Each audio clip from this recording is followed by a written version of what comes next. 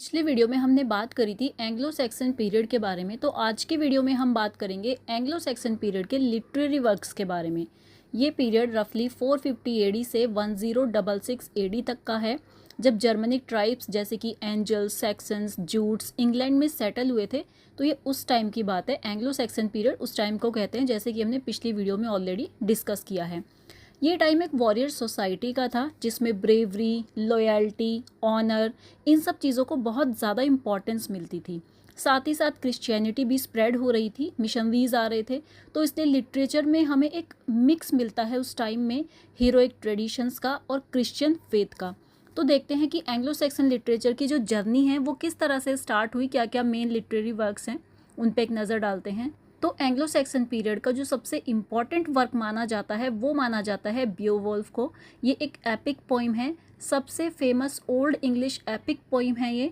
इसमें एक हीरो होता है बियोवुल्फ नाम का, उसकी कहानी है जो मॉन्स्टर्स से लड़ता है। पहले ग्रेंडल मॉन्स्टर से वो लड़ा, फिर उसकी जो ग्रेंडल मॉन्स्टर है उसकी माँ से लड़ाई हुई उसकी, और लास्टली एक ड्रैगन से लड़ाई होती है जब वो लेटर ऑन एक किंग बनता है।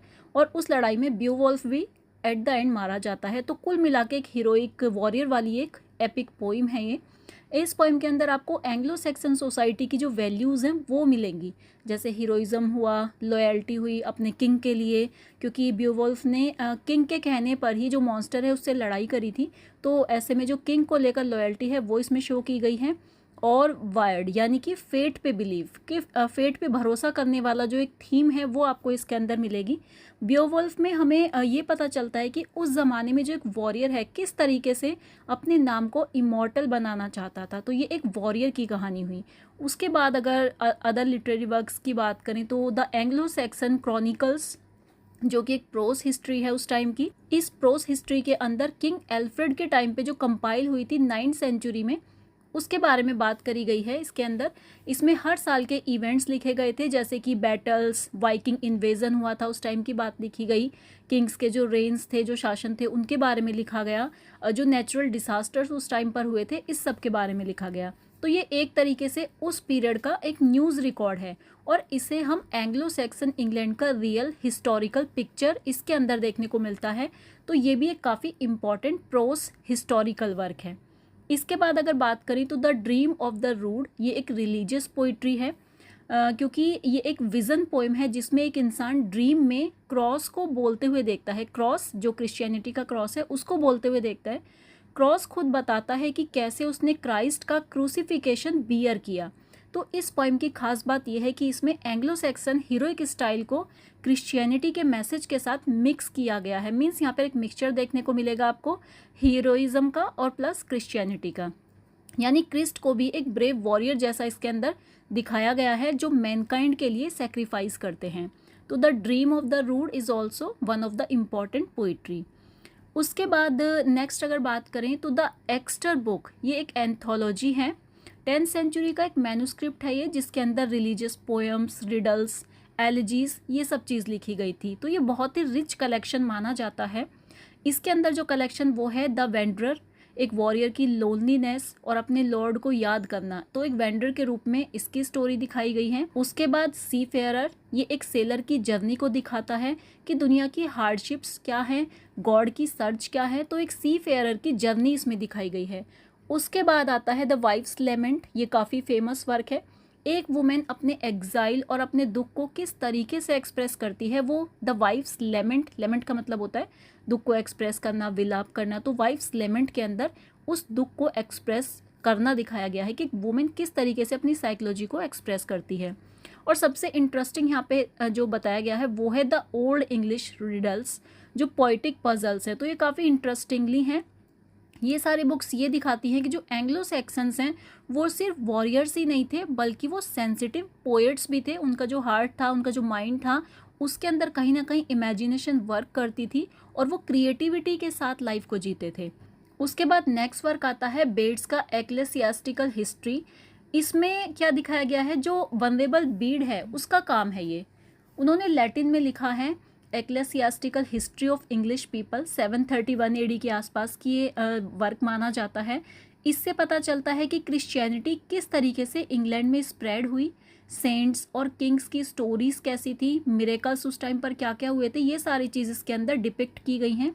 ये बहुत ही ऑथेंटिक सोर्स है एंग्लो सैक्सन कल्चर और रिलीजन को समझने के लिए, तो काफ़ी इंपॉर्टेंट लिटरेरी वर्क है ये। उसके बाद नेक्स्ट वर्क आता है कैडमन्स हाइम।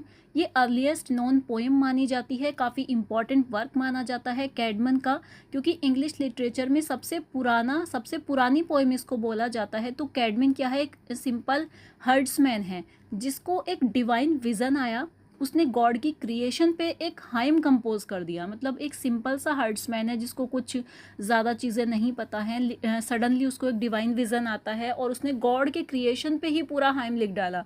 तो इस तरीके से काफ़ी एक क्लासिकल चीज़ बन जाती है। तो इस पोइम के अंदर दिखाया गया है कि जो एंग्लो सैक्सन ओरल ट्रेडिशन है उससे धीरे धीरे कैसे रिटन पोइट्री तक का एक ट्रांजिशन हुआ, क्योंकि जो मैक्सिमम वर्क था एंग्लो सैक्सन पीरियड का वो ओरल ट्रेडिशन पे था, मतलब उसको ओरली बोला जाता था, लेकिन धीरे धीरे उसको रिटन वर्क के रूप में ट्रांजिशन उसका होता चला गया।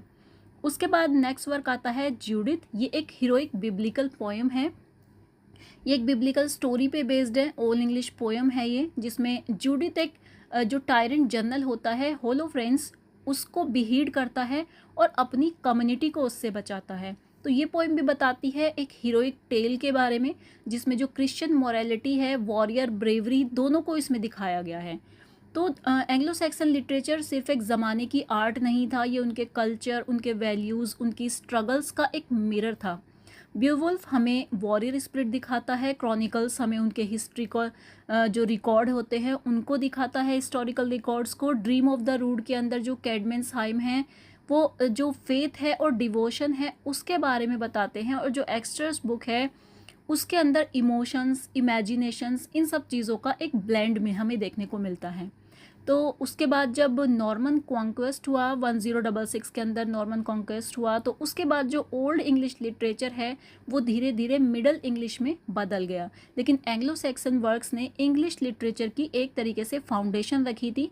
तो सबसे इम्पॉर्टेंट और हमेशा जो याद किए जाने वाले वर्क हैं वो एंग्लो सैक्सन वर्क्स हमेशा ही रहने वाले हैं, तो इन्हें पढ़ना समझना बहुत ही ज़्यादा इम्पॉर्टेंट हो जाता है।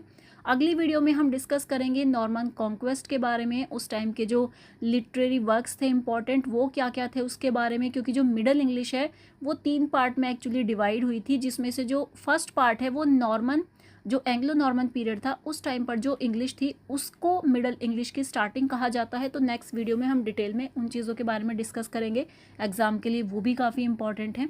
लेकिन फ़िलहाल हमने एंग्लो सैक्सन का जो ये लिटरेरी वर्क्स का पीरियड पढ़ा, क्या क्या इसमें चीज़ें हुई, क्या क्या इंपॉर्टेंट था। बहुत ज़्यादा कुछ तो इस टाइम पर नहीं लिखा गया था, ज़्यादातर चीज़ें क्लियर नहीं थी, राइटर्स भी क्लियर नहीं थे। अब आपने देखा बियोवुल्फ इतना इंपॉर्टेंट वर्क है लेकिन इसका जो ऑथर है वो अननोन है, फर्स्ट इंग्लिश एपिक होते हुए इसका ऑथर अननोन है।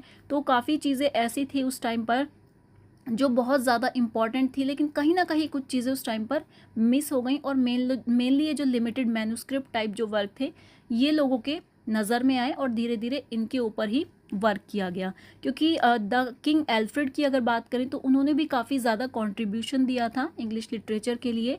एंग्लो सैक्सन पीरियड में काफ़ी सारी ऐसी चीज़ें थीं जिनको इम्पॉर्टेंट मानकर आगे तक के लिए उनको सिक्योर रखा गया, और इनका एक फाउंडेशन बनाकर आगे जो इंग्लिश लिटरेचर का नेक्स्ट फेज़ था उसको स्टार्ट कहीं ना कहीं किया गया। तो नेक्स्ट वीडियो में हम डिस्कस करेंगे other things about the history of English literature.